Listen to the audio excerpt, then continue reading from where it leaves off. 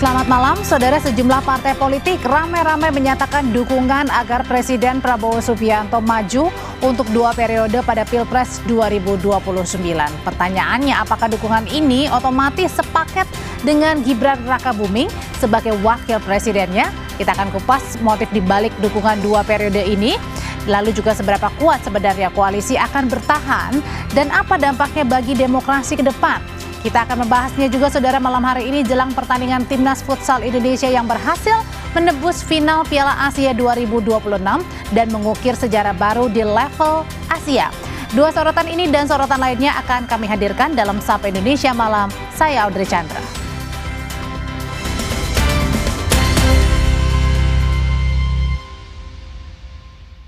Polisi menangkap pemilik wedding organizer di Garut, Jawa Barat karena diduga menipu 2 calon pengantin.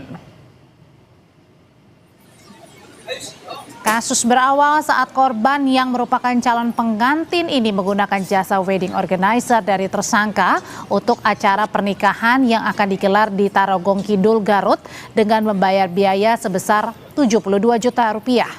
Namun jelang pernikahan ada informasi bahwa vendor-vendor pernikahan belum dibayar oleh terduga pelaku. Karena tak ada itikat baik, korban melaporkan kejadian ini ke polisi. Dari hasil penyelidikan sementara, polisi menyebut uang korban diduga digunakan tersangka untuk menutup utang dan keperluan pribadi. Polisi menduga masih ada korban-korban lainnya. Korban ini memberikan uang untuk biaya pernikahan dan ternyata ketika ditanyakan kepada pelaku bahwa memang pelaku ini tidak memberikan uang yang telah menjadi kesepakatan kepada para vendor, dan sampai hari H pelaku ini tidak menepati janjinya. Korban kan berapa orang yang sudah lapor? Yang sudah lapor baru 2 orang. Di Denpasar, Bali, polisi menggerebek markas judi online tepatnya di kawasan Canggu yang dikendalikan oleh warga asing. 39 warga negara India ditangkap untuk menjalani pemeriksaan intensif. Penggerebekan dilakukan di 2 villa yang digunakan sebagai markas operator judol. Dari hasil pemeriksaan, 35 orang yang bertugas sebagai operator telah ditetapkan sebagai tersangka, sementara 4 lainnya menjadi saksi. Polisi juga sudah berkoordinasi dengan pihak imigrasi karena para WNA asal India ini masuk ke Indonesia dengan visa turis.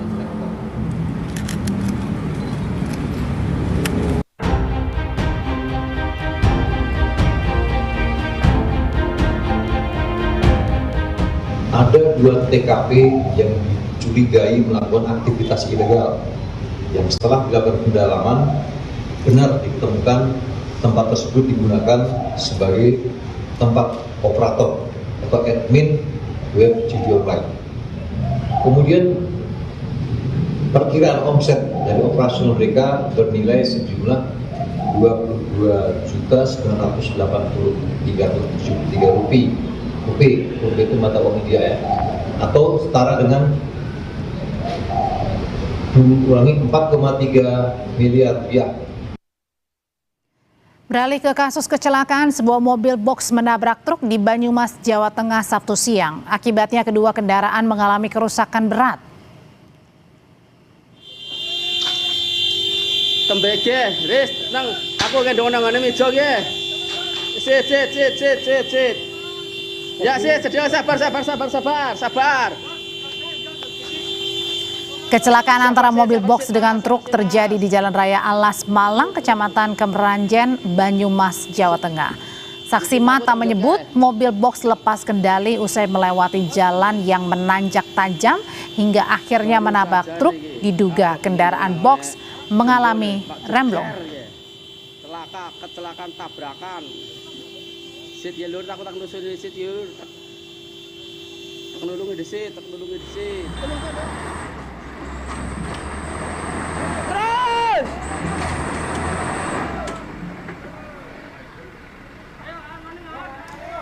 Proses evakuasi mobil truk yang ringsek cukup sulit karena jalannya menanjak. Tak ada korban jiwa dalam peristiwa. Polisi mengimbau agar mobil bermuatan berat tak melaju jalur ini karena rawan kecelakaan.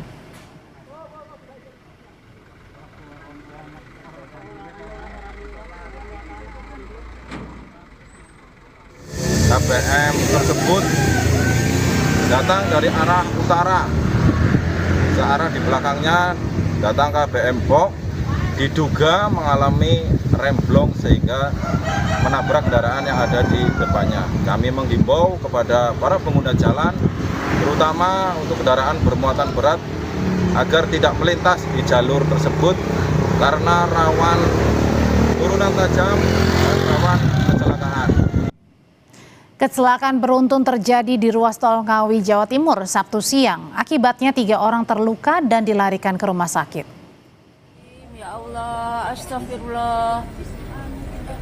Astagfirullah. Video amatir warga merekam detik-detik pasca terjadinya kecelakaan beruntun di kilometer 576 ruas tol Ngawi, Jawa Timur. 4 kendaraan yang terlibat kecelakaan yakni bus bernama Lambung Bagong, bus Rosalia Indah, 1 mobil CRV, dan 1 truk pengangkut buah. Kecelakaan bermula saat bus Rosalia Indah melaju melambat dari timur ke barat karena adanya perbaikan jalan tol. Setibanya di lokasi, diduga pengemudi bus kurang berhati-hati sehingga membentur mobil CRV yang mengakibatkan benturan tabrak belakang melibatkan 4 kendaraan lainnya. Akibat kecelakaan, 3 orang mengalami luka dan harus dilarikan ke rumah sakit.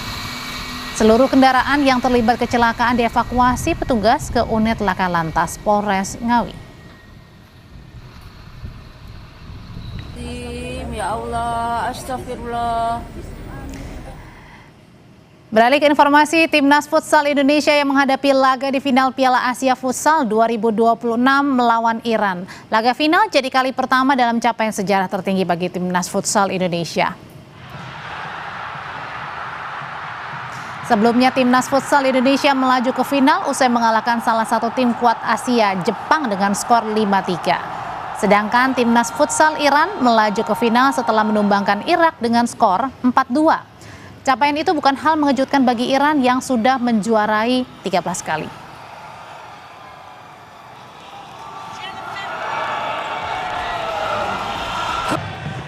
Langsung kita menuju ke Indonesia Arena di Gelora Bung Karno. Sudah ada jurnalis Kompas TV Zevania Sitomeang dan juga juru kamera Denny Yosua. Zevania, bagaimana dukungan masyarakat di Indonesia Arena malam hari ini nih jelang final?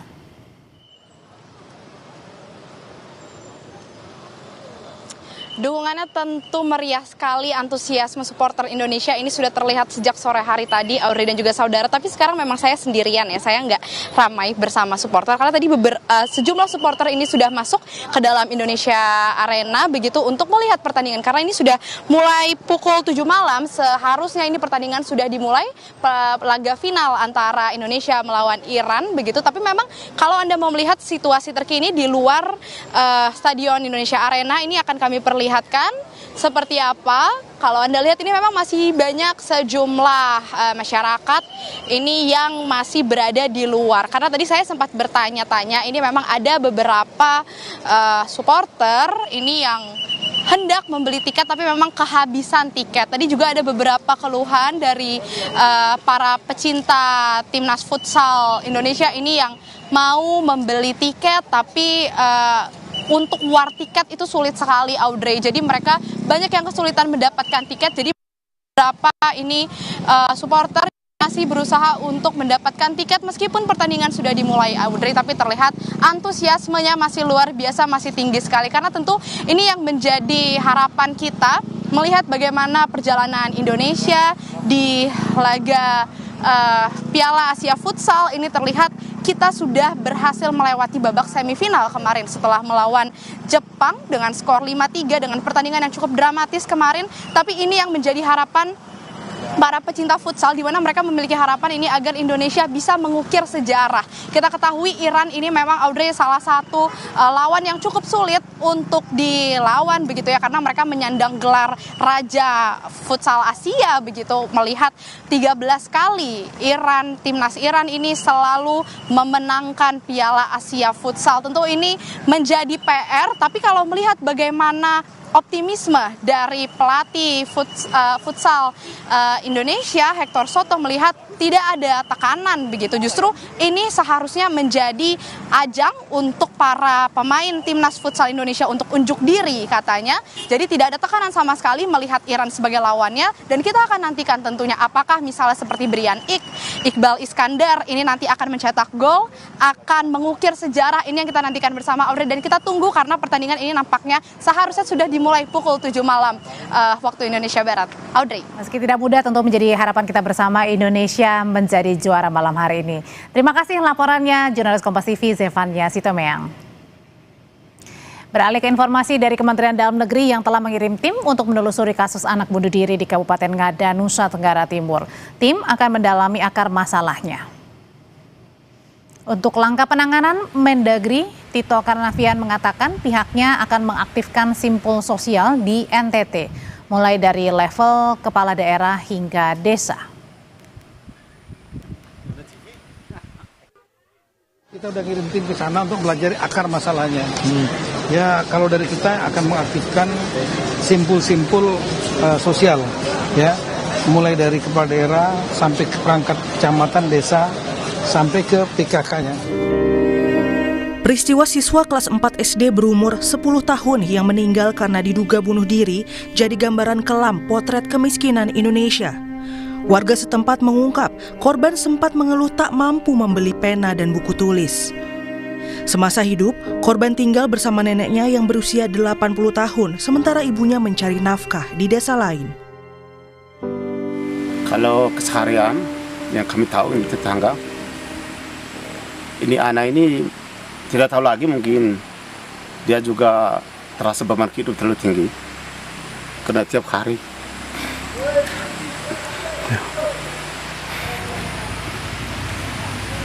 dia pulang sekolah itu lapar. Belakangan pemerintah Kabupaten Ngada mengungkap korban juga menunggak uang sekolah meski menempuh pendidikan di sekolah negeri. Ibunya sempat berusaha mendapatkan dana BOS, namun tak terdata karena berbeda domisili. Selain membelanjakan barang-barang itu juga untuk membayar uang sekolah, ada kewajiban uang sekolah yang belum ia penuhi, sehingga kemudian mamanya ke Bejawa untuk mendapatkan bantuan dana, tetapi tidak bisa mendapatkan karena mamanya masih sebagai warga Kabupaten Nagekeo. Korban sudah membayar uang sekolah sebanyak 500, sisa yang harus dibayarkan sebesar 720.000. Sekolah bersikap kooperatif, memberikan kesempatan anak-anak mencicil. Dia juga sudah berusaha katanya. Kementerian Pendidikan Dasar dan Menengah mencatat korban sebagai penerima program Indonesia Pintar (PIP) yang seharusnya mendapat bantuan dana 450.000 per tahun. Pemerintah Provinsi Nusa Tenggara Timur mengakui tragedi ini jadi kegagalan jajaran pemerintah daerah dalam menjaga warganya. Ranah sosial kita berarti gagal ini. Pemerintah kita juga gagal, provinsi sama, kabupaten Ngada juga sama. Nah, untuk itu saya minta kita sudah ada di tempat ini, para pejabat daerah, saya juga sebagai pejabat ini di desa sendiri. Kayak begini cukup sendiri terakhir sudah. Psikolog menilai pemerintah desa hingga masyarakat setempat perlu lebih peka terhadap kondisi ekonomi warga di lingkungan terdekat. Lingkungan sekolah pun perlu menjamin anak yang kesulitan ekonomi tak ragu untuk bercerita kepada gurunya.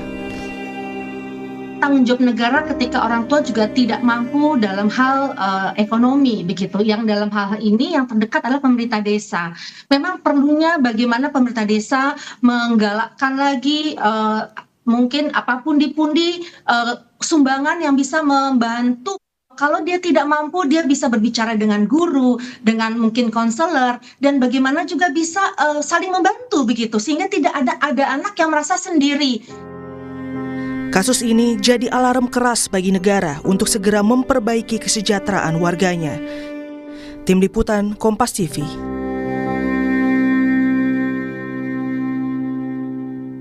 Saudara, meski baru 1 tahun memimpin, tapi sejumlah partai politik sudah mulai menyatakan dukungan kepada Presiden Prabowo maju di Pilpres 2029. Tapi apakah nama Wakil Presiden Gibran Rakabuming juga masuk dalam dukungan? Kita bahas usai jeda di Sapa Indonesia Malam.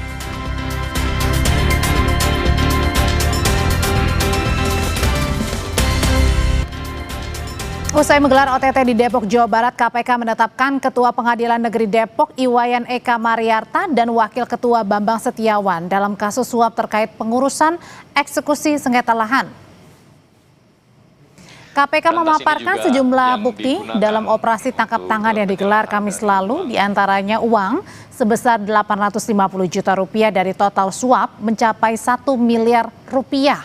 Selain Ketua dan Wakil Ketua Pengadilan Negeri Depok, KPK juga menetapkan 3 orang lainnya sebagai tersangka, yakni Yohansyah Marwanaya, Jurusita PN Depok sebagai perantara, serta 2 orang dari pihak pemberi suap.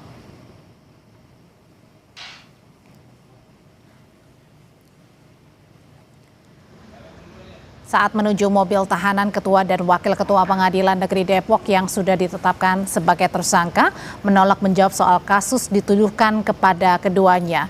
Suap untuk 2 hakim menurut KPK disalurkan lewat Jurusita Yohansyah yang melakukan kesepakatan diam-diam dengan pihak perusahaan yang bersengketa. Sengketa lahan melibatkan PT KD dengan masyarakat di Kecamatan Tapos, Kota Depok. Pak, ngomong Pak, biar tayang Pak. Bapak ini bahkan udah naik Pak, menginginkan tanah seperti itu. Apalagi kan tadi ada lapangan golfnya, ada yang lainnya, kemudian dari sisi perumahan ya. Jadi ada planning bisnisnya di situ. Karena ini kan ingin cepat. Jadi perusahaan itu ingin cepat supaya tanah itu segera dieksekusi, segera kepemilikannya. Presiden Prabowo, saudara, mengaku selalu mendapat perlawanan saat akan menindak para koruptor. Prabowo kembali menegaskan tidak akan ragu apalagi mundur dalam menegakkan hukum. Prabowo mengakui memberantas korupsi di Indonesia tidaklah mudah karena kelompok koruptor kerap melakukan serangan balik dalam bentuk adu domba yang memicu kerusuhan. Ia menyinggung sumpahnya sebagai presiden untuk menegakkan hukum dan undang-undang. Ia juga tak akan mundur dalam melawan koruptor. Kita harus berani memberantas korupsi dari bumi Indonesia.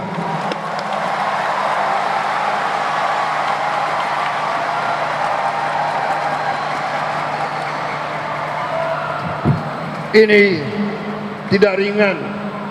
Tiap kali kita mau berantas, tiap kali kita mau menegakkan hukuman, kita mau menegakkan keadilan, kita mau menegakkan hukum, tiap kali kelompok koruptor, kelompok perampok ini, kelompok garong-garong ini. Ketua Umum PAN Zulkifli Hasan memastikan akan tetap mendukung Presiden Prabowo Subianto di pemilu 2029. Tapi untuk kursi calon wakil presidennya, Zulhas enggan berkomentar. Zulkifli Hasan menyatakan telah setia mendukung Prabowo meski sebelumnya 3 kali kalah dalam kontestasi pemilu. Menurutnya kini realisasi program pemerintahan Prabowo tak cukup hanya diselesaikan dalam 1 periode atau 5 tahun saja. Tapi soal kursi calon wakil presiden pendamping Prabowo nanti di 2029, Zulhas enggan berkomentar. Saya kalau ditanya lagi gimana dukung Pak Prabowo lah, kok nanya sama saya itu tuh, saya ini kalah aja 15 tahun, ya kan? Ya kalau sudah seperti ini, tentu untuk merealisasikan program-program Bapak Presiden 5 tahun nggak cukup, ya. Pilpres 2029 ini masih 3 tahun lagi, tapi sejumlah partai politik nyata-nyatanya sudah tegas menyatakan dukungannya kepada Presiden Prabowo Subianto maju di Pilpres 2029. Tapi yang menarik, bentuk dukungannya tidak secara tegas disampaikan dengan turut menyampaikan nama wakil presiden yang akan mendampingi Prabowo. Pertanyaannya, apakah partai politik ini punya nama lain yang ingin diusung nanti di 2029? Kita akan membahasnya malam hari ini dengan Toto Daryanto, anggota Majelis Pertimbangan DPP PAN. Mas Toto, selamat malam. Ya, malam Mbak. Ada juga Valdo Maldini, politisi PSI. Mas Valdo, malam. Selamat malam Mbak Audrey, selamat malam Pak Toto, Mas Yunarto juga. Malam, Ya, dan Mas Yunarto Wijaya, pengamat politik, sekaligus juga Direktur Eksekutif Carta Politika. Mas Yunarto, selamat malam. Selamat malam Audrey, Valdo, Mas Toto. Ya, saya mau nanya dulu nih ke PAN yang baru saja memberikan statement pernyataan dari Mas Edi, Pak Toto, yang menyebut belum tentu nih Pak Prabowo ini ternyata sepaket begitu ya dengan 2029. Kira-kira kenapa memberikan dukungan ke Pak Prabowo di 2029 tapi belum tentu sepaket dengan Mas Gibran sebagai wapresnya? Ya, kita ini kan realistis saja toh Mbak. Jadi program dari pemerintah Presiden Prabowo sekarang ini sangat cocok dengan partai seperti PAN ya, karena ekonomi kerakyatan yang digerakkan ini benar-benar luar biasa. Seperti beliau juga sudah katakan, ada 1 juta tenaga kerja yang direkrut, kemudian perputaran ekonomi yang bergerak di bawah itu pasti akan mendorong pertumbuhan ekonomi. Jadi yang cocoknya cuma Pak Prabowo-nya aja nih, Mas Toto? Nah, itu kan programnya Pak Prabowo. Dan kita belum melihat soal wapres ya. Jadi terhadap Presiden Prabowo udah pasti kita akan dukung menuntaskan seluruh program ini hingga 10 tahun 2 periode maksimal yang dibolehkan oleh konstitusi, itu akan kita dukung. Oke, jadi kalau wapres ya nanti aja, nggak usah dibicarakan sekarang. Kenapa nanti? Kan jelas-jelas ini sudah sepaket di 2024, kenapa tidak dilanjutkan lagi nanti 2029, Mas Toto? Sepaket. Ya, dalam politik itu kan, politik ini nggak ada rumusnya tuh Mbak. Itu Mas Yunarto tuh suruh jelasin tuh, politik tuh nggak ada rumusnya. Jadi intinya rumus politik itu realitas aktual. Realitas aktual itu artinya apa yang terjadi pada saat kejadiannya itu. Jadi kita nggak bisa berandai-andai. Kalau presiden udah pasti ya, karena udah kelihatan. Tapi kalau wapres ya nanti aja setelah menjelang 29 itu apa realitas yang ada pada waktu itu. Oke, siapa pendamping Pak Prabowo? Kita lihat. Oke, siapa pendampingnya Pak Prabowo? Katanya lihat nanti Mas Valdo, yang pasti Pak Prabowo kami dukung. Ini PSI sudah membacanya sebenarnya bahwa 2029 belum tentu nanti Mas Gibran sebagai wapres Pak Prabowo, atau sebenarnya ini kaget nih, kenapa bisa menyatakan seperti itu berbagai partai politik?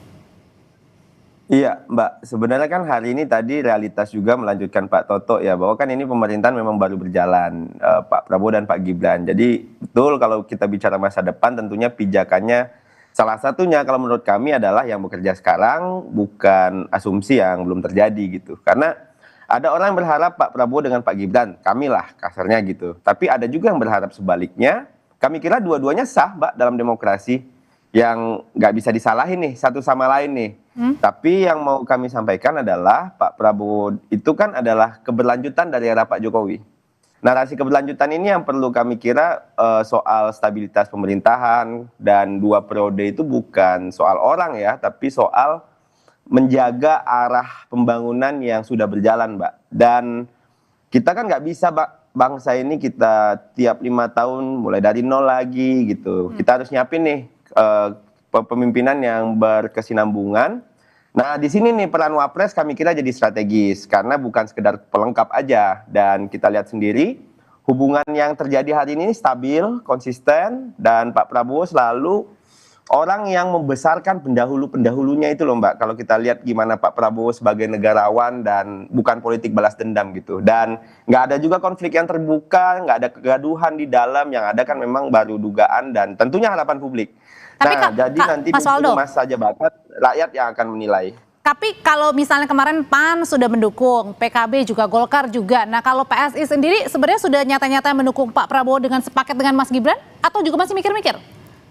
Ya kalau kita kan siapapun pilihannya Pak Prabowo ke depan kan pasti ya ikut Pak Prabowo lah. Dan pasti punya kalkulasi politik. Tapi menurut PSI, satu-satunya wakil presiden yang hari ini punya pengalaman transisi nih Mbak ya, dari Pak Jokowi ke Pak Prabowo, dan memahami bagaimana negara ini bekerja adalah Mas Gibran.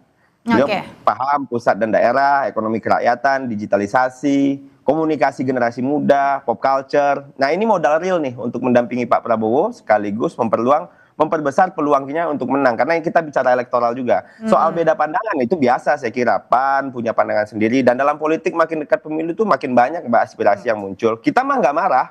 Kita hanya bicara soal harapan terkait keberlanjutan. Jadi kami kira Pak Prabowo dan Pak Gibran 2 periode itu dasarnya itu stabilitas, pengalaman, dan kesinambungan atau keberlanjutan. Yang nggak berharap juga sah, tapi aneh aja kalau dipersoalkan, sementara yang berharap itu kan sering dipersoalkan nih.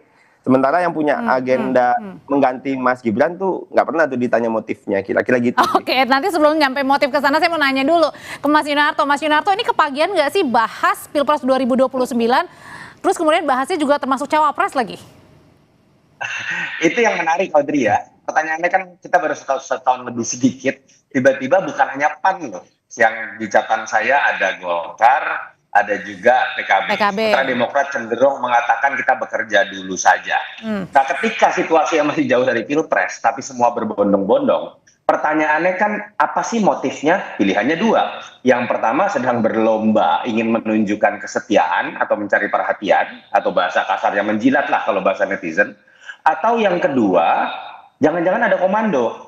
Ada yang meminta, kalau yang minta itu kan berarti dari atas. Nah pertanyaannya kalau memang ada yang mengkomando, sampai bersamaan seperti ini, apakah pesan mengenai wapres yang tidak bisa ditentukan sekarang, jangan-jangan pesanan dari atas juga atau enggak? Ini spekulasi pertama ya. Yang kedua, kalau kita berspekulasi simpel saja. Dari awal saya selalu mengatakan, kalau ada orang mengatakan ini adalah duet antara dua kekuatan besar, mantan presiden dengan presiden, antara Jokowi dengan Prabowo dalam konteks Prabowo Gibran, saya selalu mengatakan ketika Prabowo dilantik, magnet kekuasaan itu hanya satu, namanya Prabowo. Tidak ada itu yang namanya magnet kekuasaan itu ada di mantan presiden. Dalam konteks itu, kalau kita melihat Gibran adalah turunan dari kekuasaan Jokowi, sudah barang tentu semakin seiring waktu, magnet ini akan menghilang juga dari tubuh Gibran.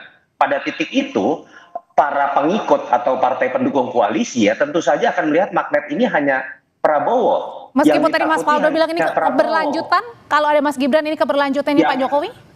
Kalau Faldo kan berbicara dalam konteks bagian dari Jokowi.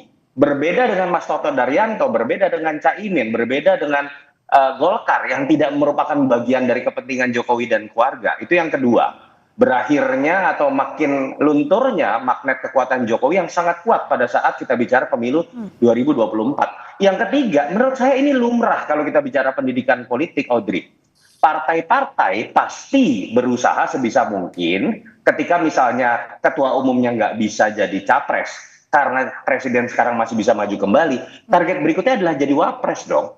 Malah jadi aneh kalau Zulkifli Hasan tiba-tiba majuin kakak ketua umumnya PSI.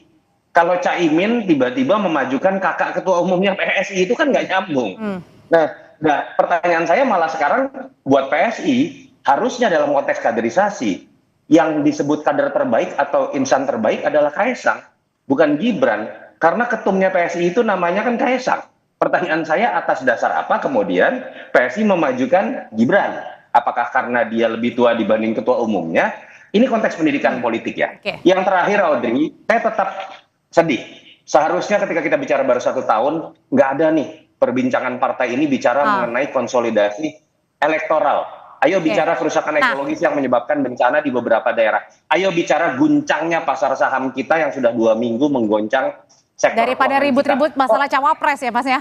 Kalau iya, capres-cawapres itu masih kejauhan lah. Nah, kalau gitu pertanyaan selanjutnya, apakah dengan teka-teki ini mendukung Pak Prabowo tapi belum tentu sepakat dengan Mas Gibran, artinya koalisi di dalam pemerintahan jangan-jangan lagi goyang? Usai jeda ya Bapak-bapak, tetap bersama kami di Sapa Indonesia Malam. Mas Faldo melanjutkan pertanyaan saya sebelumnya, dengan ramai-ramai parpol mendukung Pak Prabowo maju di 2029 tapi belum tentu sepaket dengan Mas Gibran. Pertanyaannya, jangan-jangan koalisi di internal koalisi pemerintahan ini lagi panas? Iya, sebenarnya kan tadi apa yang udah kami bilang, Mbak, kita melihat kan stabil, baik-baik. Yang panas itu kan dugaan-dugaannya dan mungkin ada yang berharap juga.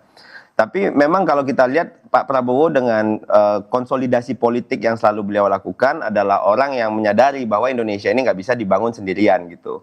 Nah, menarik ketika tadi Mas Toto bilang tidak mengusung kader sendiri gitu. Karena kan kalau partai hanya mengusung kader ya mandek juga politik ini. Karena PAN dan PKB mungkin ya punya cara pandang sendiri. Tapi kami kira demokrasi yang sehat itu juga memberi ruang untuk regenerasi, Mbak. Kalau figur yang diterima publik malah ditolak hanya karena bukan dari rumah sendiri, ya itu bukan strategi kami kira, tapi ego organisasi. Nah, koalisi itu kan juga soal kompabilitas, Mbak, bukan ownership, compatibility not ownership gitu. Karena dalam koalisi kan yang dicari itu kan bukan ini kader siapa nih gitu, tapi siapa yang paling bisa kerja bersama Pak Presiden. Dan kami kira Mas Gibran compatible dengan Pak Prabowo dan agenda-agenda pemerintahan. Karena kan lagi-lagi kita melihat pilpres gitu, bukan soal asal partai, tapi soal elektabilitas, soal kinerja, pengalaman, jaringan, dan penerimaan publik. Dan kami kira ini justru benar ketika Mas Toto bilang pendidikan politik, ya politik jadi makin rasional gitu, bahwa partai nggak mempromosikan orang sendiri gitu, tapi cari figur yang memperkuat pemerintahan. Itu kemajuan kami kira, bukan keanehan ya. Kalau gitu, kalau misalnya nih berangkat dari pernyataannya juga Mas Zulhas juga Mas Edi, Pak Toto, kalau misalnya PAN mendukung tapi belum tentu sepaket dengan Mas Gibran, kita berandai-andai aja nih. Kalau gitu pilihan untuk cawapres dari PAN, Pak Zulhas. Jadi gini, aku pertama pengen mengomentari tadi Mas Yunarto itu kan mengatakan, ini belum apa-apa orang berbicara Pilpres 29 gitu kan. Sebetulnya ini bukan dari partai, belum tentu ini inisiatif dari partai. Berita ini melinding ini kan wartawan yang tanya, biasa. Wartawan kalau kurang berita kan tanyanya aneh-aneh. Tapi ditanggapi kemarin di Gerindra juga kan mendukung Pak Prabowo juga kan yelnya. Iya, kalau dukung Pak Prabowo enggak artinya soal siapa wapres dan lain sebagainya itu. Nah kemudian kita bicara tentang kesinambungan, kemudian stabilitas dan lain-lain. Sebenarnya sih soal kesinambungan, soal stabilitas itu yang penting figur presiden itu realitas politik kita. Kita udah melihat dari periode ke periode soal kepresidenan kita ini, pemerintahan kita ini ya begitu-begitu kan. Artinya wapres itu bisa-bisa saja berganti. Misalnya seperti ketika Pak SBY dengan Pak JK, kan semua orang mengatakan itu stabil. Bagus, banyak problem dipecahkan dengan cepat, pasangan yang ideal bahkan tapi ya bisa saja ketika diganti dengan Pak Budiono tetap jalan juga dan stabil juga. Jadi yang penting presidennya gitu. Mas Toto, artinya Indonesia ini masih menganut pola presidensial itu ya presidennya yang penting. Wapres itu kayaknya sih ya masih jadi pelengkap lah gitu. Masih jadi pelengkap. Oke, Mas Toto. Oke, kalau Anda kan sebagai politisi senior nih, saya mau tanya, sebagai politisi senior, kira-kira apa sih yang membuat cawapres ini kerap kali berganti-ganti tidak 2 periode 1 paket dengan presiden? Kira-kira apa yang membuat kira-kira itu bisa diganti atau tergantikan? Pertimbangannya banyak ya, jadi pertimbangan internal dari Pak Presiden sendiri itu juga menjadi salah satu hal yang sangat krusial, sangat penting. Dan pertimbangan dari partai-partai pendukung itu juga sangat penting. Nah, itulah yang saya katakan sebenarnya semua tergantung dari realitas politik pada saat itu. Jadi ya istilah saya mungkin realitas aktual ya, realitas politik aktual. Jadi artinya ya pada saat itulah kita baru bisa mengatakan yang pas ini dan itu. Kalau sekarang ya nggak bisa. Kalau sekarang kita ngomong wapresnya ini misalnya gitu, Mas Gibran gitu ya. Nanti ketawain orang juga, ini politisi apa ini ngomong-ngomong gitu. Kita ya lihatnya nanti setelah menjelang 29 itu baru kita tahu oh yang pas siapa. Dan misalnya kalau ada suara di PAN ingin ketua umumnya juga jadi wapres, itu pun juga saya kira sah-sah saja. Kayak Mas Edi mengatakan kan, ya kenapa nggak ketua umumku aja yang jadi presiden? Ya itu bagus ya. Pak Zulhas juga sudah sekarang jadi Menko itu ke atas lagi ya apalagi ya wapres lah cocok itu. Tapi wapres, semua itu tergantung dari bagaimana hasil kursinya nanti di parlemen 2029 ya. Oke, pertanyaan yang sama kalau gitu saya nanya ke Mas Toto. Mas Toto mengikuti Pilpres berkali-kali. Kira-kira apa yang membuat posisi wapres ini nampaknya memang penting tetapi juga ya bisa dipertanyakan, bisa tergantikan, bisa digantikan? Memang dalam sistem presidensial yang namanya wapres itu ban serep. yang kita pilih itu sebetulnya pemegang kontrak politik namanya presiden. Dan tidak dimungkinkan secara tata negara ketika presiden berhalangan itu kemudian kosong kekuasaan. Jadi sebetulnya secara tata negara memang fungsinya hanya menjadi pelengkap. Ada fungsi-fungsi yang bisa diperbantukan oleh Wapres, itu pun melalui Kepres. Jadi sangat bergantung, jadi ada yang Wapres nganggur, itu boleh secara tata negara. Ada Wapres yang kerjanya misalnya terlihat aktif seperti Pak JK, tetap harus melalui Kepres-Kepres yang dibuat. Tapi kita tahu seringkali ketika Wapresnya menonjol, di situ ada nuansa matahari kembar, malah biasanya akan berujung pada perpecahan. Dan sejarah kita memperlihatkan tidak pernah ada Wapres 2 periode, dan jauh lebih sedikit di level kepala daerah juga wakil kepala daerah yang bisa berjalan 2 periode. Nah, pertanyaannya kan sekarang kemudian bukan sekedar sosok Prabowo dengan sosok Gibran. Orang melihat Prabowo Gibran itu adalah representasi dari 2 sosok yang dianggap sangat kuat secara politik, Prabowo dengan Jokowi. Itu yang menyebabkan pertanyaannya kemudian adalah apakah Prabowo Jokowi akan tetap sejalan? Apakah Prabowo akan merasa cukup percaya diri secara elektoral dan politik untuk maju sendiri tanpa Jokowi? Dan pertanyaannya adalah kalau Jokowi masih dianggap kuat dan kalau Gibran tidak diajak, apakah dia mungkin akan membangun kekuatan politik sendiri dan gerbong politik sendiri? Itu yang kemudian menjadi menarik bahasanya. Saya tetap melihat menjawab pertanyaan itu, sehebat apapun seorang presiden dianggap dalam sebuah sejarah, katakanlah Pak Jokowi disebut sebagai bapak infrastruktur dan lain-lain, fenomena 2014, tapi dalam sejarahnya siapapun yang sudah tidak memiliki kekuasaan, pada titik itu pula kita harus melihatnya secara berbeda, secara kekuatan politik. Itu yang menurut saya sekarang sedang terjadi. Kenapa sih dulu partai-partai yang dianggap dekat dengan Jokowi nggak pasang badan buat Gibran, tidak pasang badan buat kekuatan Jokowi lagi. Apalagi ketika Jokowi makin melekatkan dirinya pada satu partai, kan menjadi zero sum game. Katakanlah Jokowi nanti misal jadi ketua Dewan Pembina PSI. Kalau Mas Toto dengan Bang Zul atau Caimin atau Bahlil mendukung Gibran yang mewakili PSI, nanti PSI yang gede dong. Itulah menyebabkan saya mengatakan sangat rasional kalau partai-partai yang lain ini tidak ingin Gibran, dan kalau bisa ketum saya yang maju karena partai saya juga akan jadi besar. Atau ketika terpaksa memilih di luar kader pun, di luar kalau bisa bukan kader partai, tapi orang yang bisa dikatakan tidak mewakili partai manapun, sehingga nggak zero sum game dengan partai saya, kira-kira seperti itu. Dan artinya juga berarti artinya tidak menutup kemungkinan kalau misalnya Mas Gibran nanti tidak terpilih sebagai kandidat, bisa aja Mas Gibran yang maju jadi capres. Bisa jadi nggak Mas? Toto singkat aja. Kan yang ngomong Pak Ahmad Ali, bukan saya. Lengkapnya nggak gitu. Gimana Mas Faldo, bisa jadi ya? Bisa kemudian menjadi lawan kuat. Dan itu normal ya. Bahwa siapa sih lawan terkuat dari seorang presiden yang masih bisa maju kembali? Logika kualitatifnya adalah seorang wakil presiden yang tidak diajak kembali. Tapi kan pertanyaannya apakah faktor kualitatifnya itu bisa dimiliki oleh seorang wakil presiden? Belum tentu. Tidak semua wakil presiden punya potensi untuk memiliki kekuatan elektoral besar. Apalagi kita tahu Gibran ini lebih karena digendong oleh nama besar ayahnya. Oke, baik, sudah kita tangkap pesannya Mas Toto. Terima kasih Mas Faldo, terima kasih Mas Yunar, Mas Toto, terima kasih. Selamat malam. Terima kasih. Terima kasih. Tetap bersama kami, Stand Up Komedi Indonesia atau Suci kembali hadir di layar Kompas TV mencari talenta baru komika tanah air yang khas Indonesia.